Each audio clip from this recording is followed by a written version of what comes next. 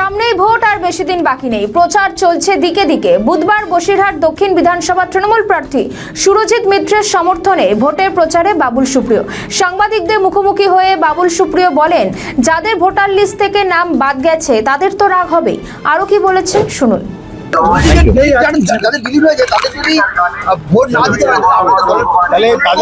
তাদের এটা অত্যন্ত কি বলবো, আমি এরকম কোনো কথা বলবো না যে আগুন জল বিয়ে বলছে, বাট যে রাগটা হচ্ছে, আমি কোথাওই কোনো রকমের অশান্তির পক্ষে কোনো রকম আমার মতামত দিচ্ছি না, কিন্তু যাদের ভোটার লিস্ট থেকে নাম বাদ চলে গেছে তারা তো রাগ করবেই, এবং যাদের যাদের নাম এখনো অব্দি ওই আপনার লিস্টে রয়েছে কিন্তু তাদের ভোটার লিস্টের নাম দেখা যাচ্ছে না, তাদের রাগ হওয়াটা তো স্বাভাবিক। এটা তো একটা ভোট দেওয়াটা তো একটা ডেমোক্রেটিক অধিকার, এটার জন্য মানুষ অপেক্ষা করে।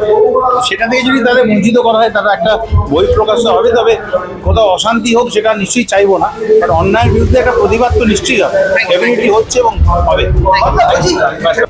আমাদের ভিডিও ভালো লাগলে লাইক ও শেয়ার করুন, কমেন্ট সেকশনে আপনাদের মতামত জানান।